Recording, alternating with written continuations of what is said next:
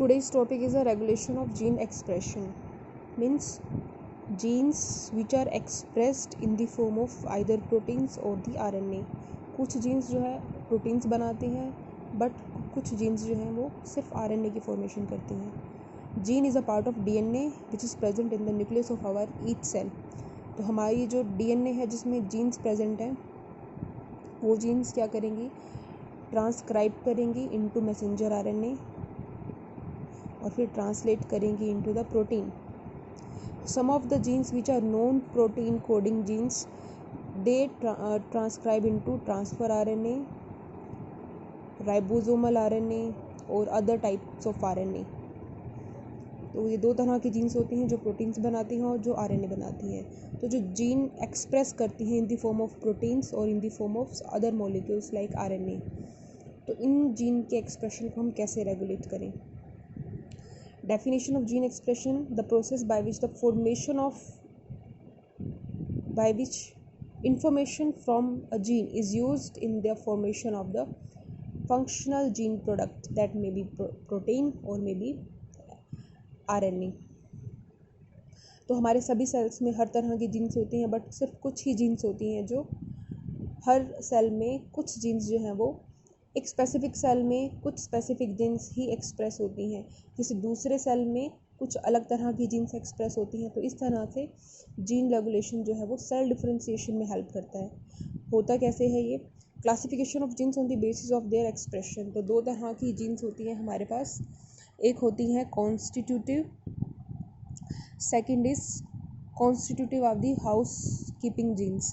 Controllable genes, these are the regulated jeans.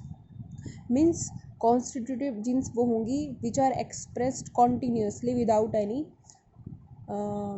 Even if the cell is अगर cell को requirement नहीं है product की तब भी जो जीन है खुद को एक्सप्रेस कर रही है. तो इसका जो एग्जांपल है that is enzymes of glycolysis. Enzymes of glycolysis, glycolysis जो होती है that is glucose is converted into pyruvic acid with the production of ATP and NADH. तो ये जो प्रोडक्ट्स बनते हैं that is glycolysis. 10 stepped reactions होती हैं तो इतने ही एंजाइम्स रिक्वायर्ड होते हैं. तो उसके लिए पर्टिकुलर जीन्स होती हैं. तो वो जीन्स जो हैं वो कॉन्टीन्यूसली खुद को एक्सप्रेस कर रही हैं whether the cell require the enzymes of glycolysis और not. These are the house keeping genes. Controllable genes वो होती हैं जो रेगुलेटेड जीन्स होती हैं. मीन्स वो तभी एक्सप्रेस होंगी जब सेल को उनकी रिक्वायरमेंट होगी. जब सेल को उनके प्रोडक्ट की रिक्वायरमेंट होगी वो तभी एक्सप्रेस करेंगी खुद को, अदरवाइज़ वो खुद को एक्सप्रेस नहीं करती. ये बहुत सिंपल जीन्स होती हैं. इनका जो स्ट्रक्चर है इनके कंपैरेटिवली थोड़ा कॉम्प्लेक्स होता है. तो इस तरह की जीन्स जब खुद को रेगुलेट करती हैं तो बहुत सारे स्टेप्स से रेगुलेट कर सकती हैं. इसका एग्जांपल होगा जैसे कि expression of insulin gene in the pancreas. Pancreas तभी insulin is a protein which is synthesized from genes. तो ये जीन्स तभी खुद को एक्सप्रेस करेंगी इन द इंसुलिन जब हमारे बॉडी के अंदर ग्लूकोज का लेवल हाई होगा. ग्लूकोज का लेवल मेंटेन करने के लिए insulin is release from the pancreas. तो तभी वो जीन जो इंसुलिन को सिंथेसाइज करेगी तभी एक्सप्रेस होगी जब हमारे बॉडी को उसकी रिक्वायरमेंट होगी. बहुत सारे स्टेप्स दे रखे हैं. फॉर एग्जांपल ट्रांसक्रिप्शन लेवल पे मीन्स DNA से RNA बनने के लेवल पे, RNA splicing, translation, post translational modification of protein. तो ये 4 तरह के स्टेप्स हैं. इन 4 तरह के लेवल्स पे हम जीन्स को रेगुलेट कर सकते हैं. मीन्स प्रोडक्ट की फॉर्मेशन को रेगुलेट कर सकते हैं. For example this is our DNA. This is the gene.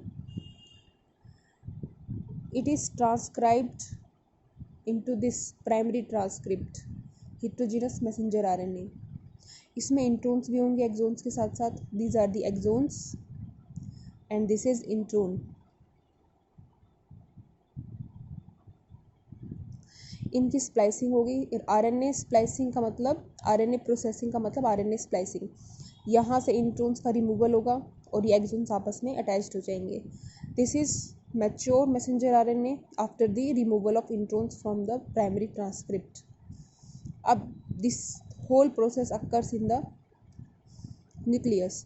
अब ये जो मैसेंजर आरएनए है ये न्यूक्लियस से बाहर जाएगा into the cytoplasm. This is nuclear pore, this is cytoplasm.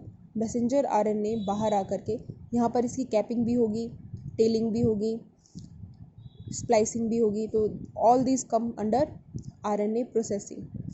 तो यहाँ पर हम ट्रांसक्रिप्शनल लेवल पर कंट्रोल कर सकते हैं कि ये बने ही ना, और अगर ये बन जाता है तो इसकी प्रोसेसिंग लेवल पे कंट्रोल कर सकते हैं. मीन्स इसकी प्रोसेसिंग ही नहीं होगी तो ये बाहर नहीं जाएगा.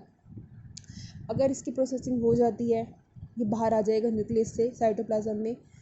तो अब मैसेंजर आरएनए से प्रोटीन ना बने, मैसेंजर आरएनए से प्रोटीन का बनना दैट इज़ ट्रांसलेशन. तो इस लेवल पे हम जीन्स के प्रोडक्ट को बनने से रोक सकते हैं.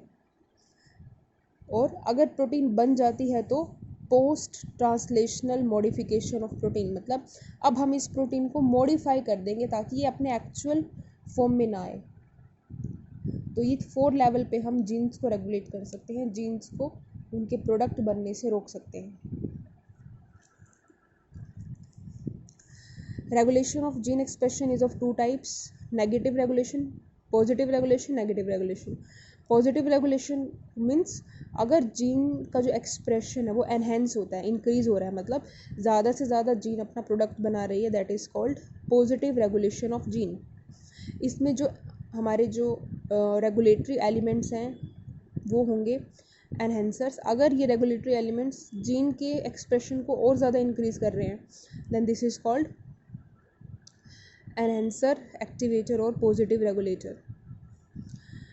नेगेटिव रेगुलेशन मीन्स अगर जीन का जो एक्सप्रेशन है वो डिमिनिश्ड मीन्स डिक्रीज्ड, रेट जो है इसका कम हो रहा है, मीन्स जो हमारा प्रोडक्ट है वो नहीं बन रहा है या बहुत कम अमाउंट में बन रहा है, जितना हमें रिक्वायर्ड है उतना नहीं बन पा रहा, तो उसको हम कहेंगे negative regulation of gene expression. तो इसको रेगुलेट करने वाले these are the negative regulators, ये जीन को एक्सप्रेस नहीं होने देते. साइलेंसर्स भी कहेंगे इनको हम, और रिप्रेसर्स भी कहेंगे. 2 लेवल पे होगा, प्रोकैरियोटिक लेवल पे और यूकैरियोटिक लेवल पे. तो हम प्रोकैरियोटिक लेवल पे ऑपेरोन कंसेप्ट पढ़ते हैं, जिसमें हम 2 तरह के ऑपेरोन पढ़ेंगे, एक लैक ऑपेरोन और एक ट्रिप्टोफन ऑपेरोन. तो सबसे पहले है लैक ऑपेरोन. ये 2 साइंटिस्ट थे, इन्होंने 1961 में इसको Francois Jacob and Jacques Monod, इन्होंने जो है इसको इन्वेंट किया था. तो इकोलाई के अंदर किया था. इकोलाई के अंदर जो लैक्टोज मेटाबॉलिज्म है वो कैसे रेगुलेट होता है, तो जो लैकोपेरोन नाम दिया था इन्होंने. तो ये जो बना होता है इसमें स्ट्रक्चरल जीन्स होती हैं, कुछ रेगुलेटरी इनहिबिटर जीन्स होती हैं, प्रोमोटर होगा, ऑपरेटर होगा, और ये जो मैकेनिज्म फॉलो करते हैं that is repressor, derepressor, repression, derepression mechanism. तो this is the lac operon. यहाँ पे है lac I means this is regulatory gene, ये जो है रिप्रेसर को सिंथेसाइज करेगी. ये क्या है, promoter sequence, this is operator site. ये स्ट्रक्चरल जीन्स हैं, जो ये स्ट्रक्चरल जीन्स और ये लैक आई, ये चारों जो हैं ये जीन्स खुद को एक्सप्रेस करेंगी. तो जो है ये प्रोटीन कोडिंग जीन्स हैं, ये रेगुलेटरी जीन्स हैं, रीजन्स हैं. This is promoter site, operator site. इसमें जो लैक जेड है it encodes for the beta galactosidase, Y encodes for the permease enzyme, lac A encodes for the transacetylase enzyme. ये lactose metabolism में required होते हैं. This encodes for the repressor which repress, जो इनके expression को रोकता है. Promoter site पर जो है हमारा जो एंजाइम है वो आकर के बाइंड करेगा for the transcription of the structural gene. मतलब यहाँ पर हमारा प्रोमोटर साइट वी नो, हमने ट्रांसक्रिप्शन में पढ़ा हुआ है. प्रोमोटर साइट पर सबसे पहले प्रोमोटर कॉम्प्लेक्स, जो ट्रांसक्रिप्शन कॉम्प्लेक्स वो बाइंड करता है, आरएनए पॉलीमरेज बाइंड करता है. तो दिस इज़ प्रोमोटर साइट, यहाँ से इनिशिएशन होगा ट्रांसक्रिप्शन का. ऑपरेटर साइट, यहाँ पर हमारा जो इस जीन का प्रोडक्ट है लैक आई, रिप्रेसर वो बाइंड करेगा ऑपरेटर साइट। तो सबसे पहले है in the absence of lactose means repression of operon. अगर हमारे पास रेगुलेटर अगर हमारे पास लैक्टोज नहीं है तो क्या होगा, जो लैक आई है वो मैसेंजर आरएनए की फॉर्मेशन करेगी। मैसेंजर आरएनए राइबोसोम्स के साथ मिल करके रिप्रेसर प्रोटीन बनाएगा। Repressor protein we know operator के साथ बाइंड करेगी और इसको ब्लॉक कर देगी। जब ये ब्लॉक हो जाएगा तो जो आरएनए पॉलीमरेज है वो इन स्ट्रक्चरल जीन्स की तरफ मूव नहीं हो पाएगा, क्योंकि प्रमोटर से जो कॉम्प्लेक्स है ट्रांसक्रिप्शन कॉम्प्लेक्स, वो इनिशिएशन कॉम्प्लेक्स जो होगा वो यहाँ से चलता है और सभी जीन्स को एनकोड करता है इनटू मैसेंजर आरएनए। बट क्योंकि ये ब्लॉक हो गया तो ये यहाँ पर इनका मैसेंजर आरएनए नहीं बन पाएगा। तो there will be no proteins, no beta galactosidase enzyme, no permease enzyme, no transacetylase enzyme. तो इसमें लिखा हुआ है रेगुलेटरी जीन लैक आई, ये सिंथेसाइज करेगी लैक रिप्रेसर, ये ब्लॉक कर देगा ऑपरेटर साइट को। इससे क्या होगा, जो आरएनए पॉलीमरेज एंजाइम है it can not act on the structural jeans. जब स्ट्रक्चरल जीन्स पर ये एंजाइम एक्ट नहीं करेगा तो मैसेंजर आरएनए नहीं बनेगा। There will be no transcription, no translation, means lactose utilising जो एंजाइम्स हैं वो नहीं बनेंगे। In presence of the lactose, अब अगर हमने ई कोलाई को कल्चर किया है लैक्टोज एनवायरनमेंट में,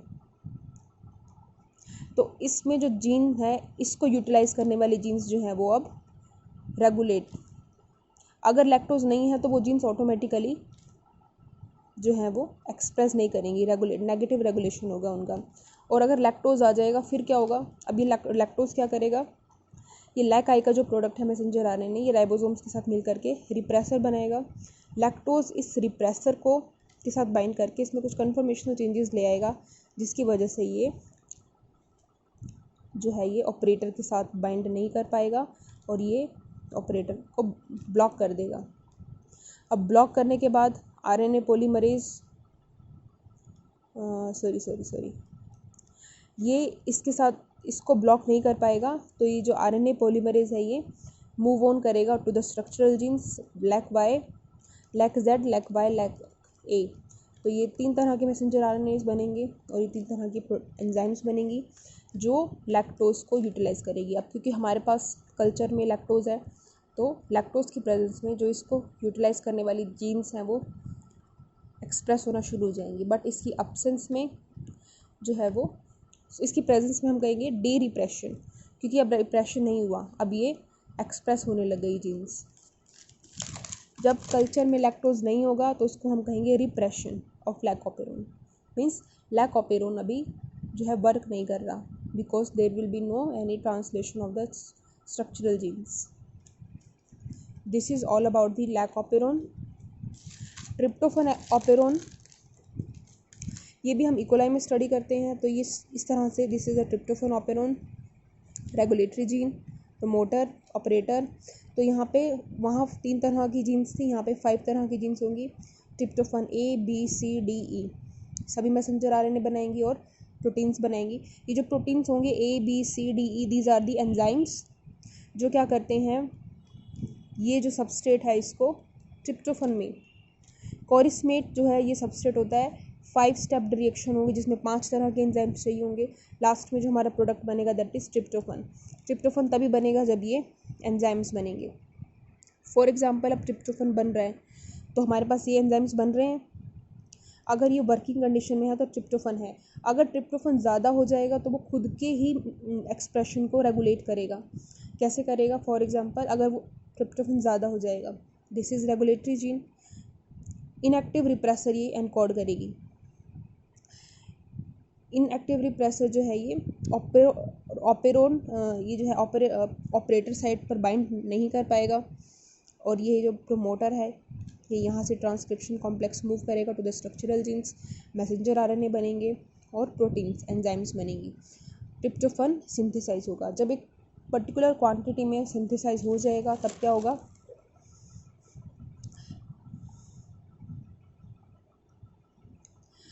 जब एक पर्टिकुलर क्वांटिटी में ट्रिप्टोफन सिंथेसाइज हो जाएगा तो अब वो इस रिप्रेसर के साथ बाइंड कर जाएगा और इसको एक्टिव कर देगा।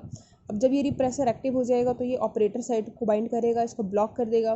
तो प्रोमोटर साइट से जो कॉम्प्लेक्स है वो यहाँ तक मूव नहीं कर पाएगा, जिससे कोई ट्रांसक्रिप्शन नहीं होगा, कोई ट्रांसलेशन नहीं होगा, means there will be no enzyme formation.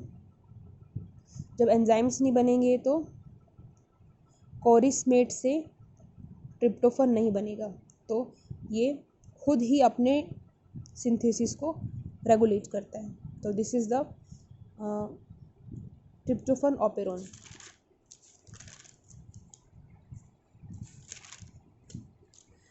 Eukaryotes में, क्योंकि यूकैरियोटिक जो जीन है वो अलग होती है as compared to prokaryotic genes, तो सबसे पहले तो इनमें ऑपेरोन्स नहीं होते। हमारे जो जीन्स होते हैं यूकैरियोट्स में, हमारे अंदर ट्रांसक्रिप्शन और ट्रांसलेशन अलग होती है। ट्रांसक्रिप्शन न्यूक्लियस के अंदर होती है, ट्रांसलेशन हमारी जो है साइटोप्लाज्म के अंदर होती है। प्लस में हमारे जो अंदर मैसेंजर जो जीन्स होते हैं उनमें इंट्रोन्स भी होंगे और एक्सोन्स भी होंगे। तो there is a need of RNA splicing, RNA capping और आरएनए टेलिंग, इन तीनों की रिक्वायरमेंट होती है जो कि प्रोकैरियोट्स में नहीं होती। तो इस तरह से हमारे जो डीएनए है वो कॉम्प्लेक्स होता है एज़ कम्पेयर टू प्रोकैरियोट्स। तो जो रेगुलेशन के मैकेनिज़्म है वो भी डिफरेंट होते हैं। तो 4 तरह से पहले बता चुके हैं रेगुलेशन के। ट्रांसक्रिप्शन लेवल पे हम क्रोमेटिन रीमॉडलिंग करेंगे, एनहेंसर्स जो हैं ये रेगुलेट करेंगे।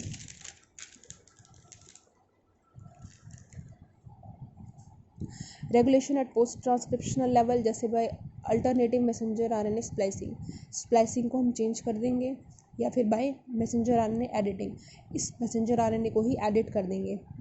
जीन एम्प्लीफिकेशन, एक जीन से ज़्यादा होना, दैट इज़ एम्प्लीफिकेशन। और जीन रीअरेंजमेंट, जैसे हमारे अंदर जो एंटीबॉडीज़ हैं वो अलग अलग तरह की होती है because of the gene rearrangement. तो ये हायर लेवल के टॉपिक्स हैं, इसमें हम सिर्फ कुछ ही डिस्कस करेंगे। तो सबसे पहले जो हम डिस्कस करेंगे दैट इज़ हार्मोनल लेवल पे हम कैसे जीन को एक्सप्रेस करते हैं। वी नो कि हार्मोन्स 2 तरह के होते हैं, एक प्रोटीन होंगे, एक स्टेरॉइड होंगे। जो प्रोटीन्स होते हैं वो मेम्ब्रेन बाउंड होते हैं, यहाँ इनके रिसेप्टर्स होंगे। अगर ये प्रोटीन नेचर का है तो यहाँ से रिसेप्टर से बाइंड करेगा, सेकेंडरी मैसेंजर निकलेगा, वो फिर क्या करेगा, इस तरह कास्केड इफेक्ट शो करेगा और लास्ट में वो जीन को एक्सप्रेस करेगा।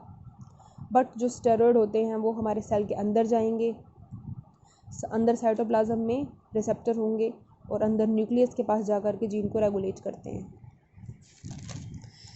जीन जो रेगुलेशन होता है, जैसे इन्होंने एग्जांपल दिया हुआ है, chromatin is made up of DNA and histone.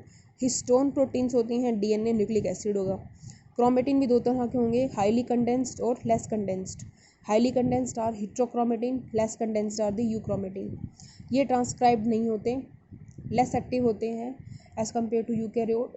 You chromosomes, euchromatins ये ट्रांसक्राइब्ड होंगे, they are the more active, क्योंकि ये लेस डेंस्ड होते हैं।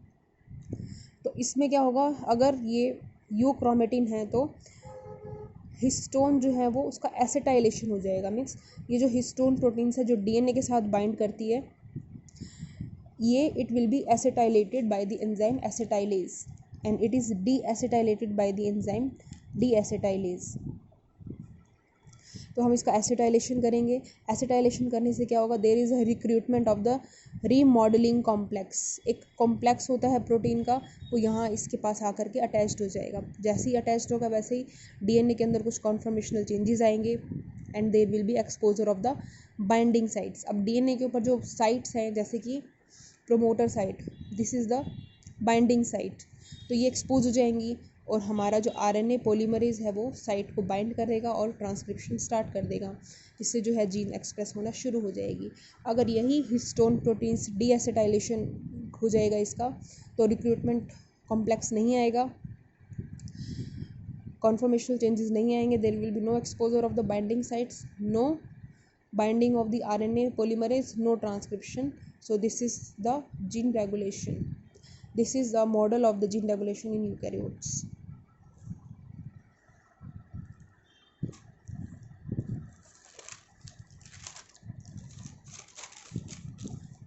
हार्मोनल कंट्रोल की हम बात कर रहे थे, तो दो तरह के हार्मोन्स थे, प्रोटीन हार्मोन्स और स्टेरॉयड हार्मोन्स। प्रोटीन जो है सिर्फ बाहर से ही अपना इफेक्ट शो करेंगे।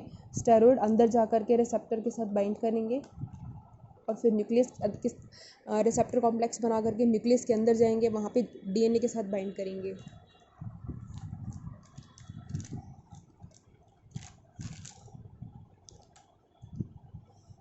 जैसे कि glucocorticoids, this is a steroid hormone.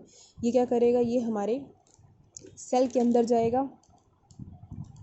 Cell के अंदर ये रिसेप्टर है, इसके साथ एक प्रोटीन होती है हीट शॉक प्रोटीन 90, इसके साथ बाइंड करके कॉम्प्लेक्स, जैसे इसके साथ बाइंड करेगा तो इसकी तरह एक और रिसेप्टर ये डाइमराइज हो जाएगा, और जैसे ही ये डाइमराइज होगा यहाँ पे there will be release of HPS90।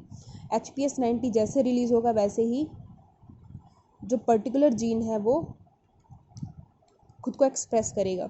अगर HPS90 इस रिसेप्टर के साथ बाइंड है तो हमारा जो जीन है वो खुद को एक्सप्रेस नहीं करेगा। तो बाइंड करने के लिए तो सबसे पहले हमारे पास स्टेरॉइड सिग्नल लेकर के आएगा हार्मोन, वो इसके साथ बाइंड करेगा, there will be release of HSP heat shock protein 90 from the receptor side and activation of the gene. So this is the type of gene regulation. इसके अलावा एनहेंसर्स, ये भी डीएनए के पार्ट होते हैं, डीएनए के अंदर ही होते हैं। इनमें प्रोटीन, जैसे यहाँ पर हीट शॉक प्रोटीन 90 था, ये जैसे अगर बाइंड करेगा एक डीएनए सेगमेंट से विच इज़ कॉल्ड एनहेंसर, तो ये उस जीन को एनहेंस करेगा। ऐसे ही साइलेंसर्स होते हैं, जो कुछ प्रोटीन जो है साइलेंसर्स के पास बाइंड करके पर्टिकुलर जीन को के रेगुलेशन को के एक्सप्रेशन को स्टॉप करते हैं। तो दीज आर दी साइलेंसर्स।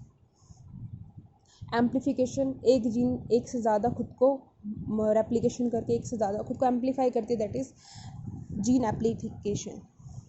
तो इसमें जैसे कैंसर सेल्स दे रखे हैं, ये अपने नंबर ऑफ जीन्स, ये एक पर्टिकुलर एंजाइम है, इसके लिए इस एंजाइम की जो जीन्स होती हैं वो एम्पलीफाई हो जाती हैं, और जो सेल है particular it become drug resistant. ये जो एंजाइम है it is dihydrofolate reductase enzyme. ये इससे क्या होगा कि जो ड्रग है हमारे यहाँ पर, जो ड्रग है मीथोट्रेक्सेट, ये एक ड्रग होती है, जितने ज़्यादा एंजाइम्स होंगे ये इस ड्रग का असर उतना ही कम हो जाएगा। तो इससे जो है कैंसर सेल्स खुद को रेजिस्ट कर लेते हैं by the gene amplification. This is our regulation of the gene expression.